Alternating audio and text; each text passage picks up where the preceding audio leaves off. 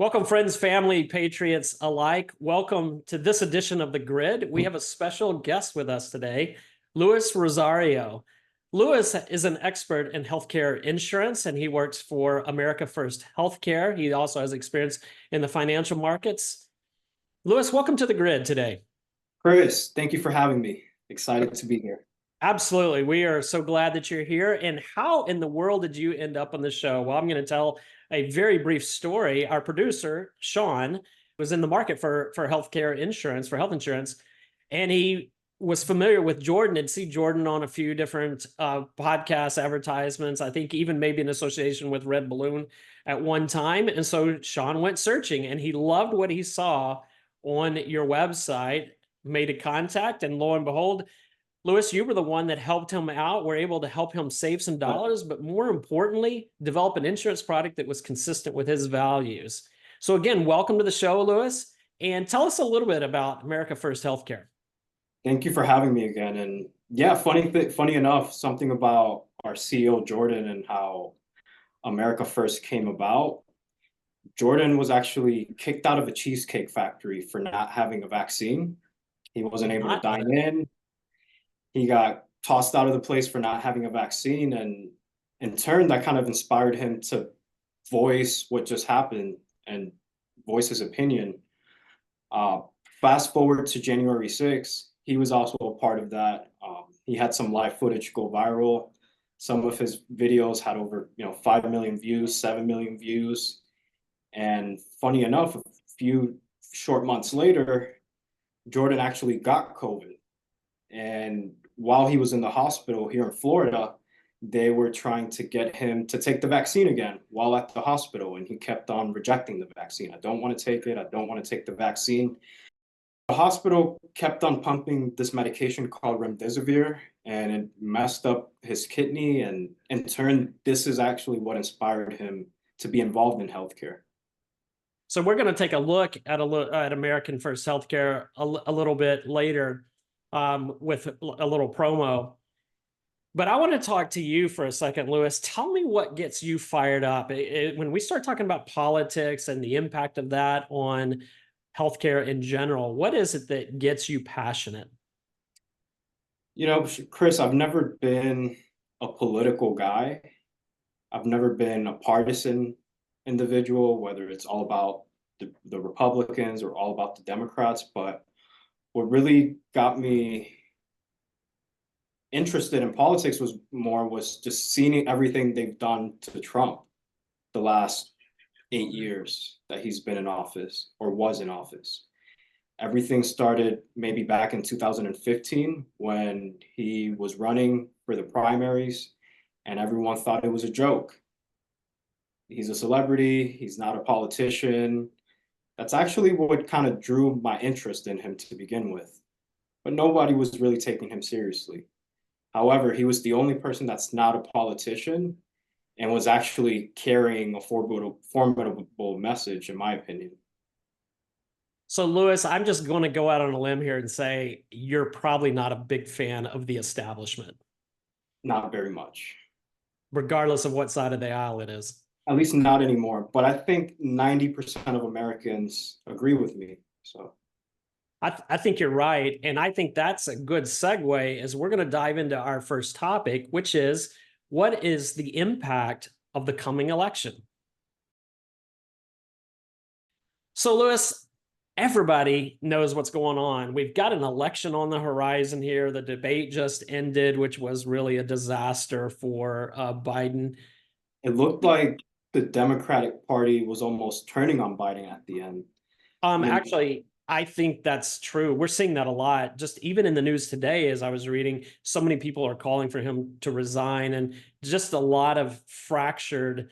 But what I find interesting about that is over the last 4 years, how many times have we not seen Biden act the fool? But yet he's been supported by the media over the last 4 years. How come on debate night, everything seemed to just turn? I think that protection was removed. I mean, by the very nature of a debate, you can't use a teleprompter in a debate. And you're exposed for 90 minutes to have that kind of conversation. Whereas you show up at a fundraiser, you have a press conference, you've got a teleprompter, all you have to do is put yourself out there for 8 minutes, take no questions, or take questions that you have pre-selected, both the question and the asker.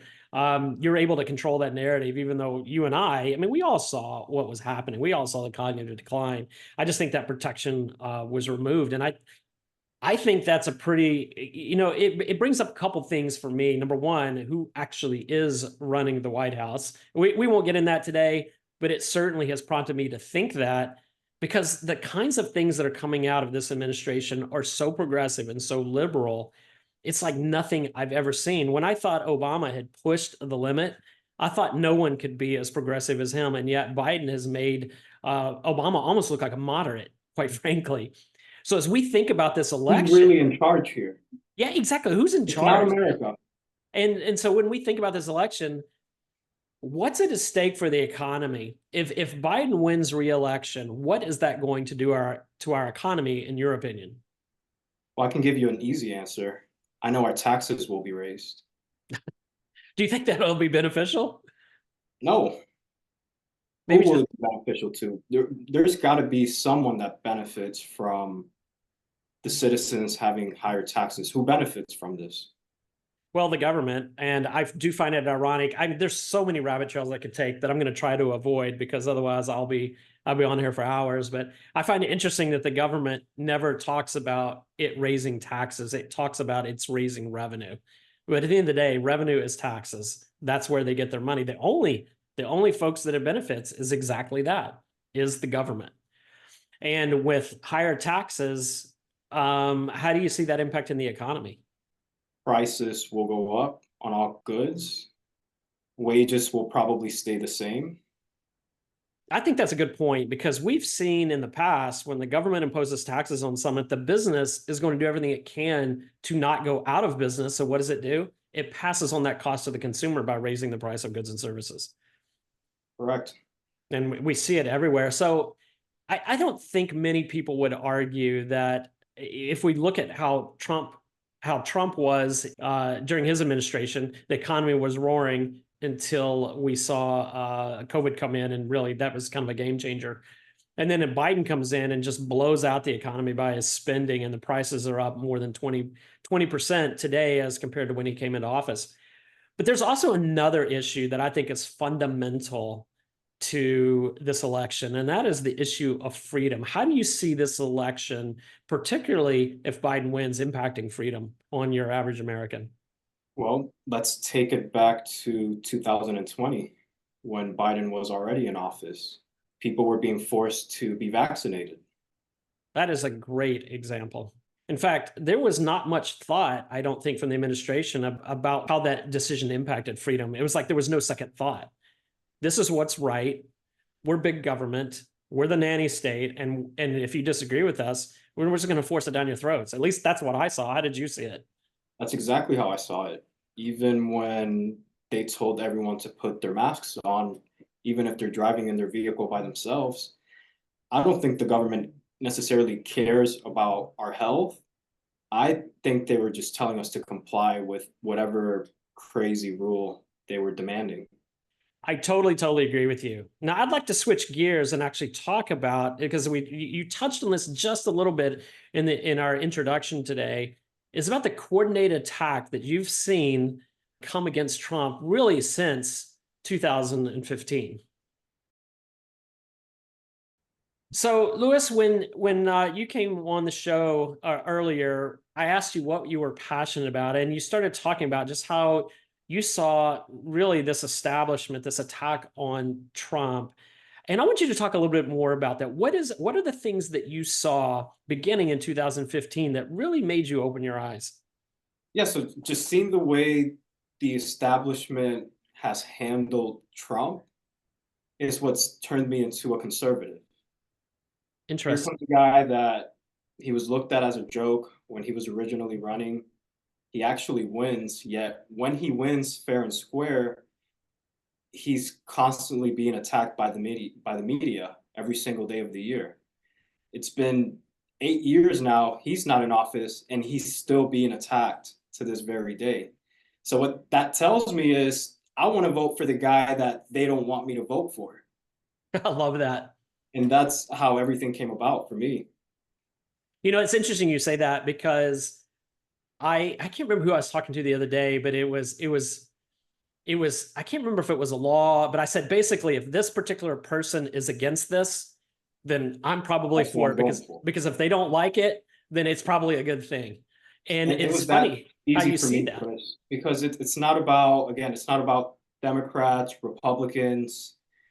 There's pros and cons to both sides. I consider the Democrats to be like the mom of the country and Republicans to kind of be like that father figure of the country. Oh, I like that. And you do need both.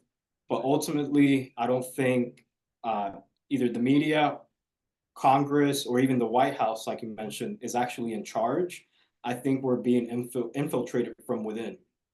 And that's my real opinion on that. So in when Trump won the election, did you actually think he had a chance?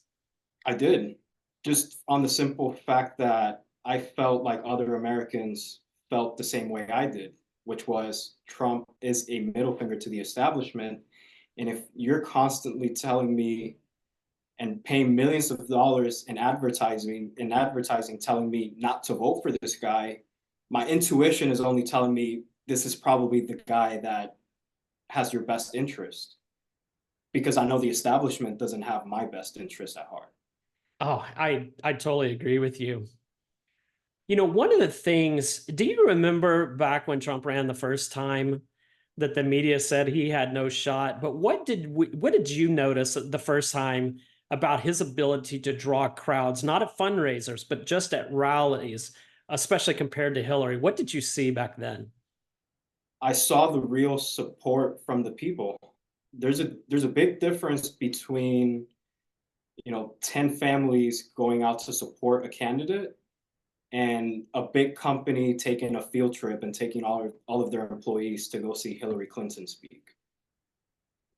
She did One have of a them, few of those, there's didn't real she? support from the American families, and then the other one is just a big company field trip that they're going to go see Hillary Clinton speak at. So fast forward from 2015 to today, we're talking about the impact, um, the scary impact, actually, of the election. Are you seeing some of the same kinds of things when you see these rallies that we did back when Trump ran the first time? What are Of you course, seeing that gives you hope that Biden won't be reelected? just a few weeks ago, they had a Jeep dealership with a bunch of Jeep caravans lined up for Joe Biden. And are you seeing what about That Trump that wasn't rallies? American support. That was just a dealership support. Yeah, very true. And what are you seeing at crowds that Trump is getting at his rallies? Are you seeing some of that same groundswell of momentum? I see that. I also see a lot more diversity, and I'm not necessarily talking about skin color. I'm seeing a lot of people that voted for Joe Biden in 2020 switching over and now supporting Trump as well. You know, that's an excellent point. I think we've seen a big swing between African American voters, Latino voters, and independents in general.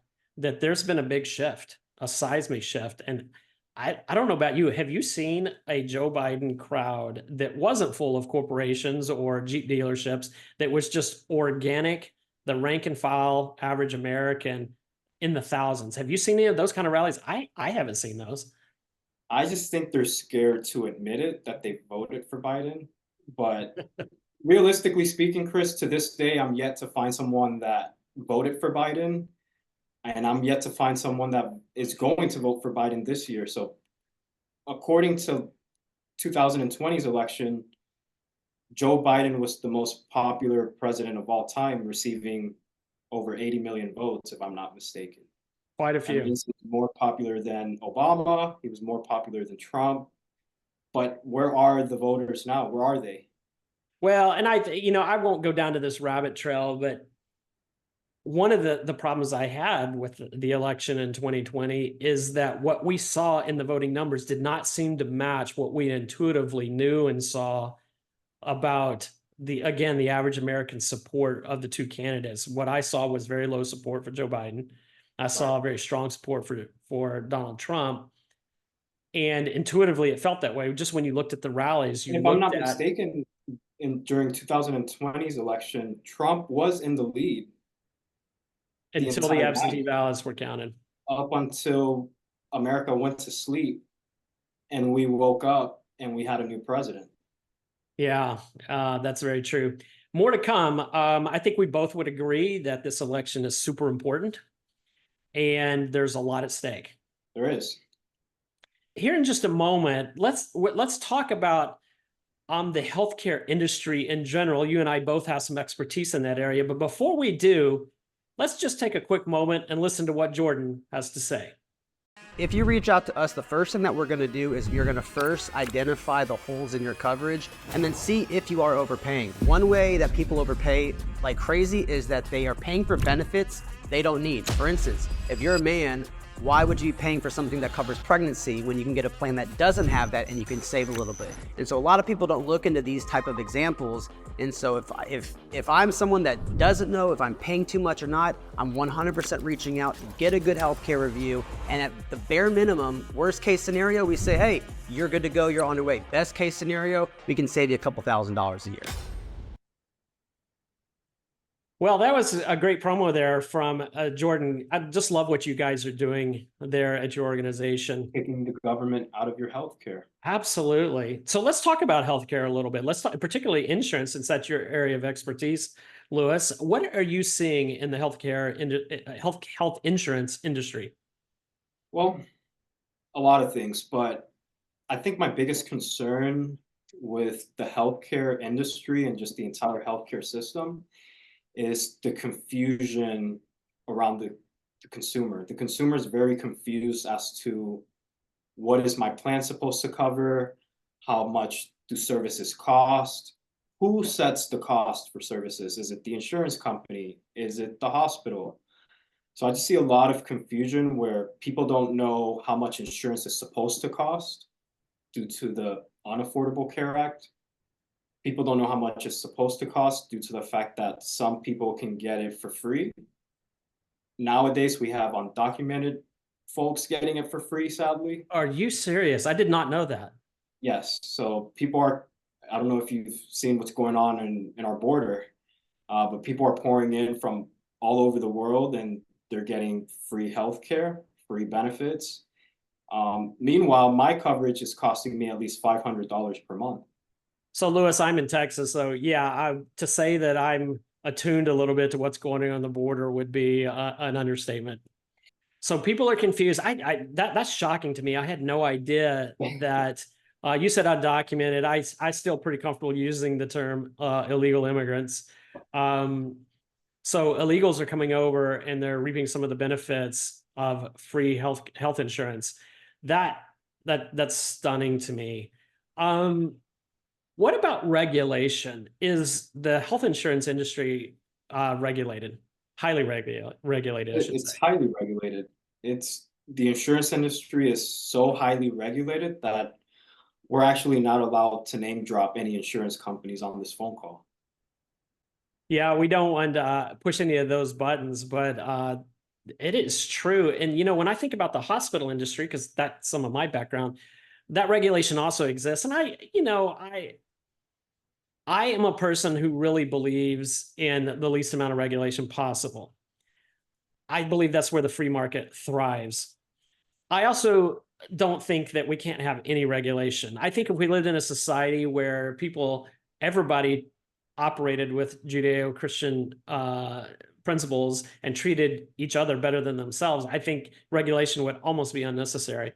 But that's not true. We have a lot of bad actors in our society. You have bad actors in some hospitals and some insurances, people that take advantage. So I understand regulation, but to me, the regulation should be minimalist in nature, that it should protect consumers to a degree, but that's not what I'm saying.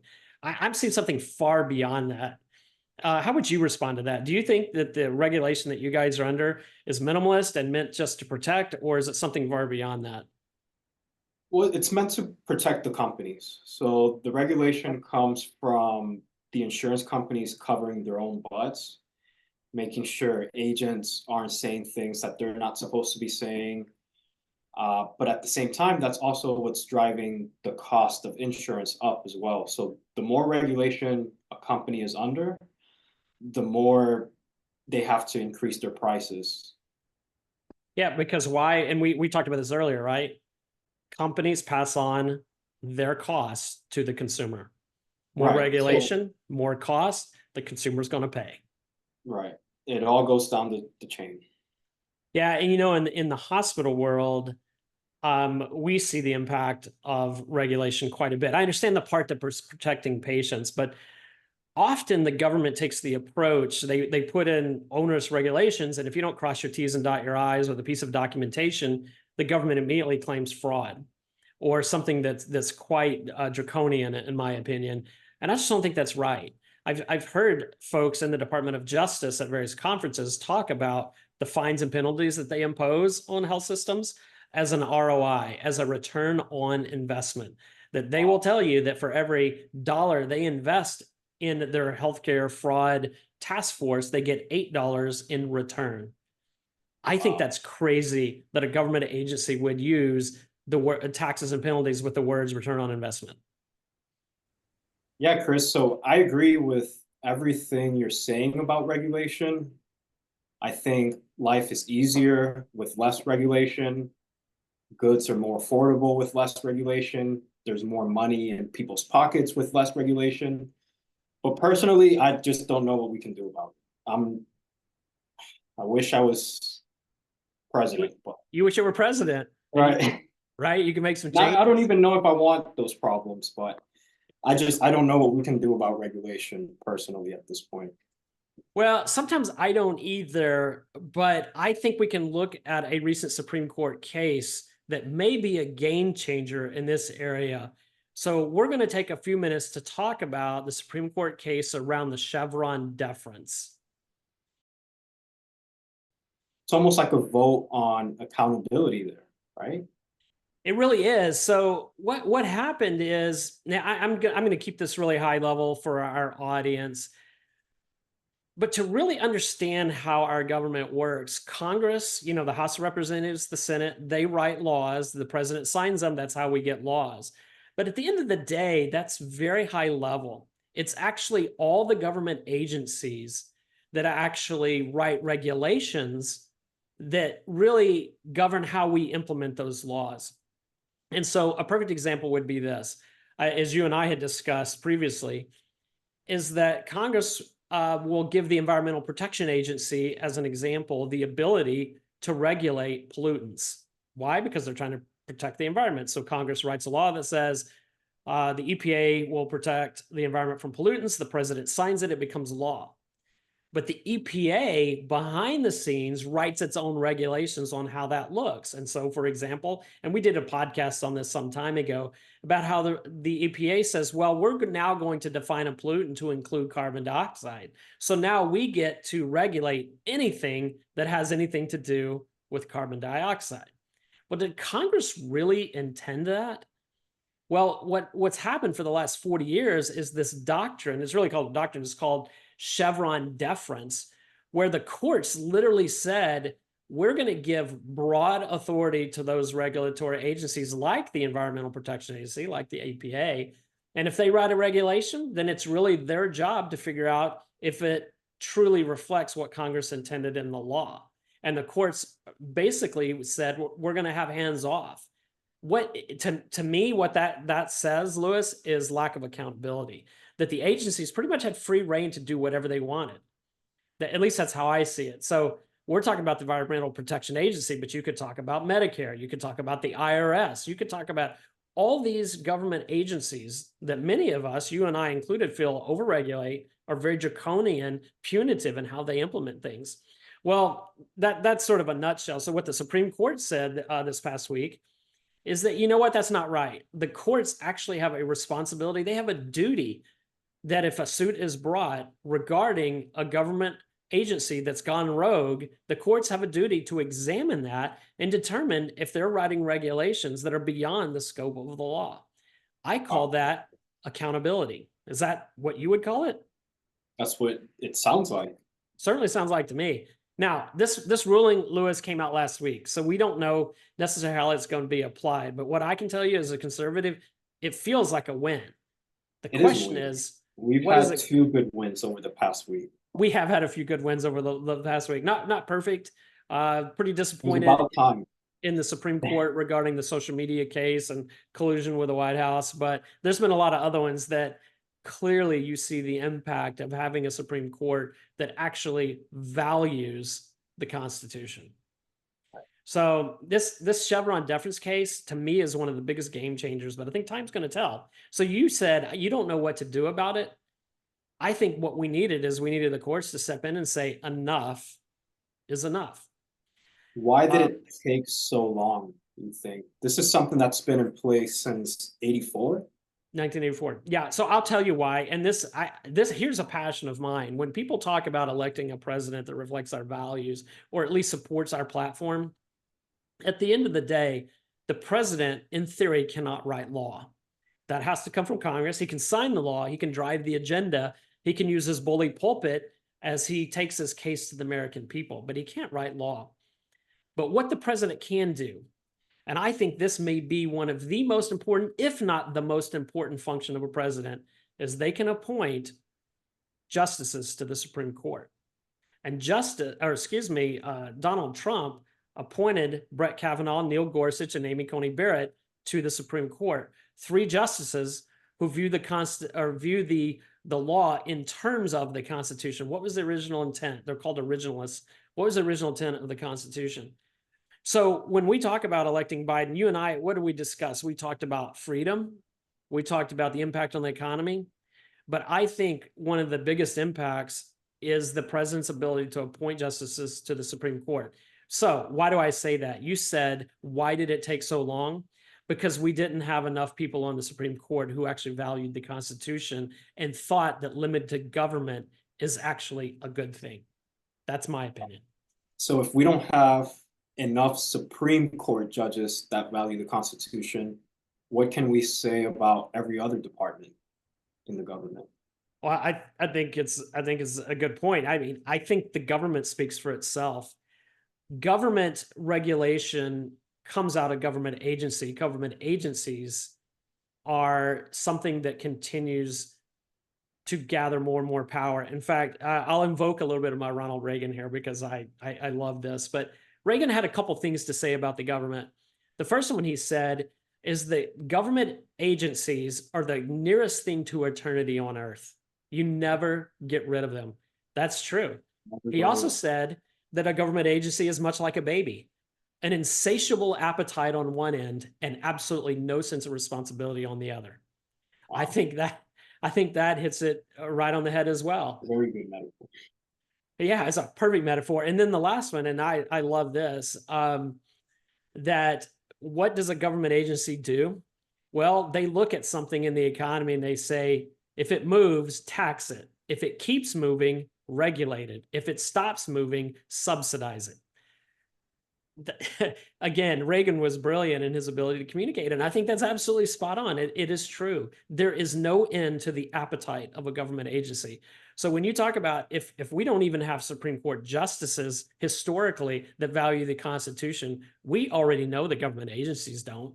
All they care about is growing bigger and doing more. They're never satisfied with authority, power, scope, and the ability to regulate.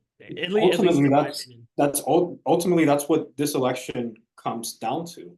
Absolutely. You want to be able to possibly think for yourself, or do you want to be with the party that wants you to own nothing and be happy? Well, I think you're right. And, you know, Lewis, you made a comment earlier how you view the Republican Democrat Party.